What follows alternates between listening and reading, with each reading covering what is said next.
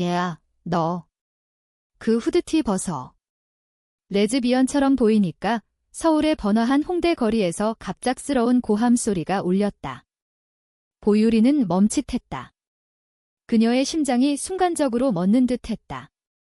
후드티를 푹 눌러 쓴 채로 손에는 커피 한 잔을 들고 있던 그녀는 고개를 들었다. 눈앞에 서 있는 경찰 2명이 그녀를 노려보고 있었다. 주위의 젊은이들이 힐끔힐끔 쳐다보는 게 느껴졌다. 홍대의 네온 사인이 번뜩이는 밤, 음악 소리가 울려 퍼지는 이곳에서 이런 일이 벌어지다니. 보유리는 속으로 웃었다. 레즈비언처럼 보인다고? 그게 죄라도 되나? 하지만 그녀는 침착하게 대응해야 했다. 그녀의 신분은 숨겨져 있어야 했다. 무슨 일입니까? 보유리가 조용히 물었다. 그녀의 목소리는 차분했지만 속으로는 분노가 끓어올랐다. 한국 사회의 보수적인 시선이 여전히 그녀를 괴롭혔다. 그녀는 미국에서 자란 한국계 미국인으로 FBI 요원으로서 서울에 잠입해 있었다. 이번 임무는 국제 마약 밀매 조직을 추적하는 거였다. 후드티는 단순한 위장이었다. 하지만 이 경찰들은 그걸 모르고 그녀의 짧은 머리와 캐주얼한 복장을 비정상으로 여기는 듯 했다. 경찰 하나가 다가오며 말했다. 요즘 레즈비언들이 후드티 입고 다니면서 이상한 짓 한다고 해. 신분증 보여. 보유리는 주머니에서 가짜 신분증을 꺼냈다. 김유리라는 이름으로 된 평범한 한국 시민증이었다. 하지만 그녀의 진짜 이름은 보유리, FBI의 엘리트 요원. 그녀는 이 순간을 이용해 정보를 캐낼 수 있을까 생각했다. 마약 조직이 홍대 클럽을 거점으로 삼고 있다는 첩보가 있었다. 그때 멀리서 익숙한 목소리가 들렸다. 유리야. 보유리는 고개를 돌렸다. 보란이 달려오고 있었다. 보란은 그녀의 연인, 서울의 한 카페에서 일하는 평범한 여성이었다. 긴 머리를 휘날리며 다가오는 보란의 모습에 보유리의 마음이 녹아내렸다. 그들은 2년 전 보유리가 임무로 서울에 왔을 때 만났다. 보란은 한국의 전통적인 가정에서 자랐지만 자신의 성정체성을 숨기며 살아왔다. 보유리는 그녀에게 자유를 주었다. 무슨 일이야? 보란이 숨을 헐떡이며 물었다. 경찰이 보란을 보며 눈살을 찌푸렸다. 너희 둘이 같이 사는 거냐? 수상해. 보유리는 보란의 손을 잡아 끌었다. 아무 일도 아니에요. 가잡. 하지만 경찰이 막아섰다. 기다려. 따라와. 그 순간 보유리의 귀에 이어폰으로 동료의 목소리가 들렸다. 유리, 조직원이 근처에 있어. 조심해. 이 혹은 보유리의 삶을 뒤흔들 첫 번째 사건이었다. 그녀는 FBI 요원으로서의 임무와 보란과의 사랑 사이에서 갈등을 느끼기 시작했다. 서울의 밤거리는 아름다웠지만 그 속에 숨겨진 어둠이 그녀를 삼키려 했다. 보유리는 어린 시절을 미국라에서 보냈다. 부모님은 한국 이민자로 전통적인 가치관을 강조했다. 하지만 보유리는 어릴 적부터 자신의 성향을 깨달았다. 고등학교 때 첫 연인을 만났지만 부모님의 반대로 헤어졌다. 그 후 그녀는 FBI에 들어가 강인한 요원이 되었다. 서울 임무는 그녀에게 특별했다. 왜냐하면 여기서 보란을 만났기 때문이다. 보란은 부산 출신으로 서울로 상경의 카페를 운영했다. 그녀의 가족은 보수적이었고 결혼 압박이 심했다. 하지만 보라는 여성을 사랑했다. 보유리를 만난 건 우연이었다. 홍대 카페에서 커피를 주문하던 보유리의 미소에 반했다. 그 미소 뒤에 숨겨진 강인함이 그녀를 끌어당겼다. 그날 밤 경찰서에서 풀려난 후 보유리와 보라는 한강으로 갔다. 오늘 무서웠어. 보란이 속삭였다. 보유리는 그녀를 안았다. 미안해. 나 때문에. 하지만 보유리는 자신의 신분을 밝힐 수 없었다. 임무가 끝날 때까지. 다음 날 보유리는 임무를 진행했다. 마약 조직의 두목, 최 씨를 추적 중이었다. 그는 서울의 클럽을 이용해 마약을 유통했다. 보유리는 클럽에 잠입했다. 음악이 울려 퍼지는 가운데 그녀는 조직원을 포착했다. 하지만 그 조직원이 보란의 오빠라는 사실을 알게 되었다. 충격이었다. 보란의 가족이 마약과 연루되어 있을 줄이야. 보유리는 고민했다. 보란에게 말할까? 아니면 임무를 우선할까? 그녀의 마음은 갈등으로 가득 찼다. 한국 사회의 가족 중심 문화가 그녀를 압박했다. 계속 약천자. 보유리는 클럽에서 나온 후 보란의 집으로 갔다. 보란은 작은 아파트에서 살았고 그곳은 그들의 안식처였다. 오빠가 마약에 연루돼서 보유리는 물을 수 없었다. 대신 그녀는 보란을 안고 키스했다. 그 키스는 깊고 감정적이었다. 보란의 입술이 떨리는 게 느껴졌다. 유리야, 너 오늘 이상해, 보란이 말했다. 보유리는 웃었다. 피곤해서 그래. 하지만 속으로는 폭풍이 몰아쳤다. 그녀는 FBI 동료에게 보고했다. 타겟의 여동생이 내 연인이다. 동료는 충격받았다. 임무에서 빠져. 감정적으로 얽혔어. 하지만 보유리는 거부했다. 내가 해결할게. 다음 주 보유리는 보란과 데이트를 했다. 그들은 제주도로 여행을 갔다. 제주의 바다는 아름다웠다. 검은 모래사장에서 손을 잡고 걸었다. 너랑 평생 이렇게 살고 싶어, 보란이 말했다. 보유리의 가슴이 아팠다. 그녀의 임무가 끝나면 미국으로 돌아가야 했다. 보란을 데려갈 수 있을까? 제주에서 그들은 전통 한식을 먹었다. 해물탕과 제주 흑돼지. 보란은 웃으며 말했다. 한국 음식 먹으면서 내가 더 한국인 같아. 보유리는 미국에서 자랐지만 부모님 덕에 한국 문화를 알았다. 하지만 그녀의 정체성은 복잡했다. 레즈비언으로서, FBI 요원으로서. 돌아오는 비행기에서 보유리는 결심했다. 보란에게 진실을 말하자. 하지만 서울 도착 직후 사건이 터졌다. 보란의 오빠가 체포되었다. 뉴스에 나왔다. 서울 마약 조직 두목 검거의 보란은 충격받아 울었다. 오빠가 왜? 보유리는 그녀를 위로했다. 하지만 보란의 눈에 의심이 스쳤다. 너, 이 일에 관련 있어. 보유리는 부정했다. 아니야, 하지만 거짓말이었다. 이 반전은 그들의 관계에 균열을 만들었다. 보란은 가족을 중시했다. 한국의 효문화가 그녀를 묶었다.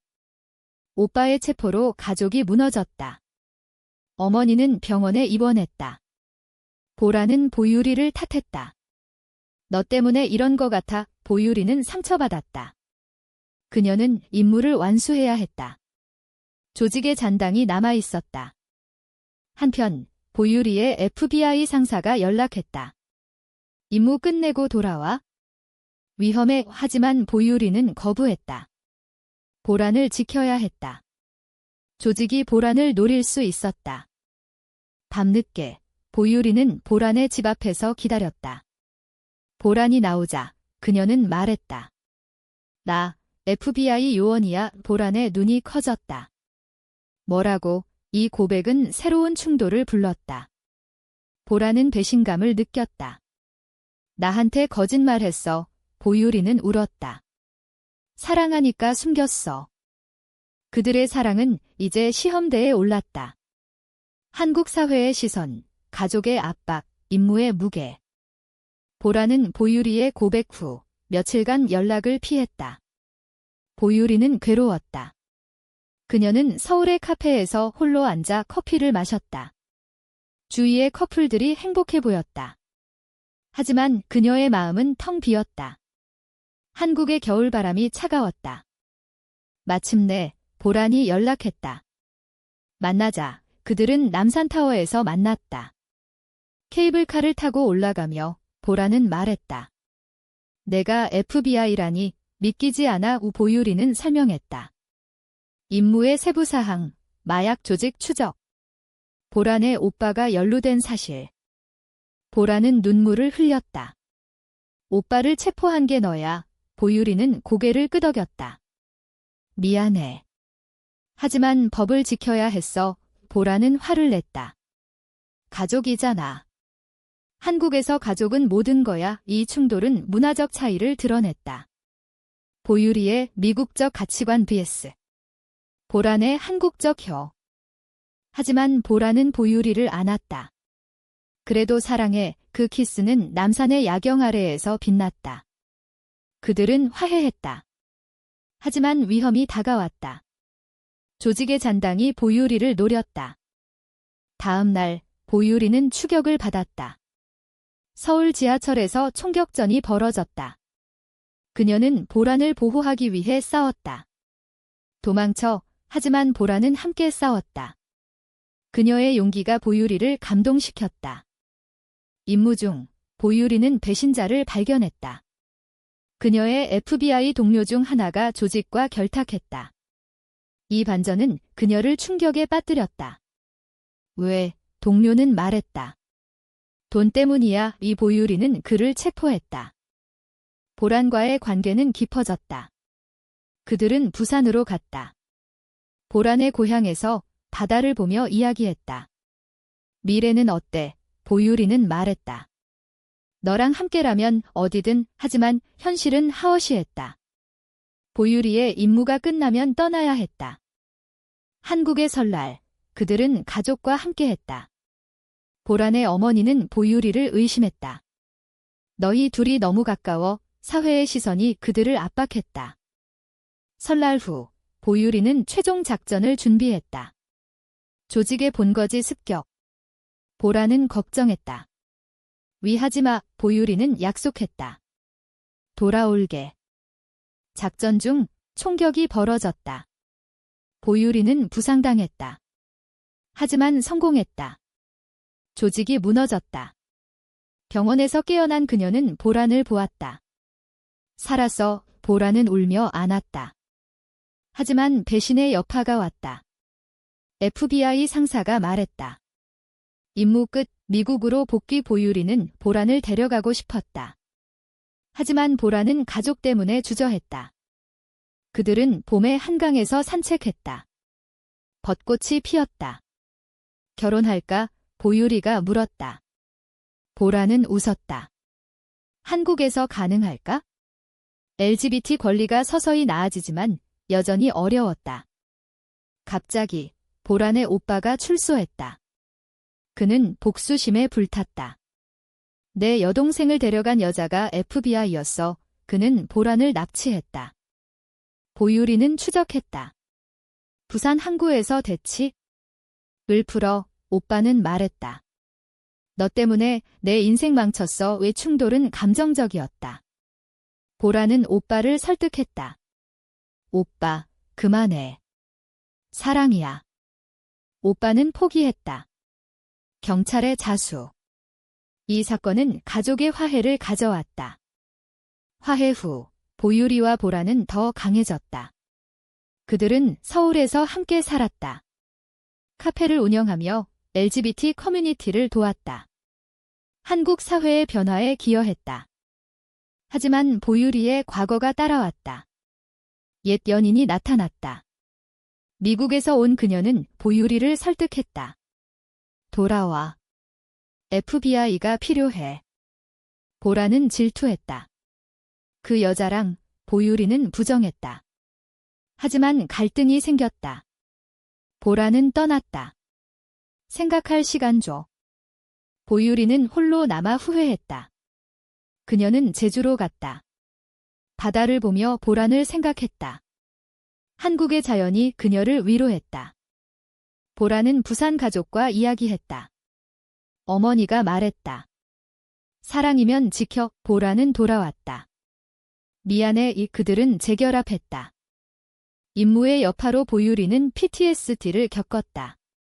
보란이 지지했다. 그들의 사랑은 인내를 가르쳤다.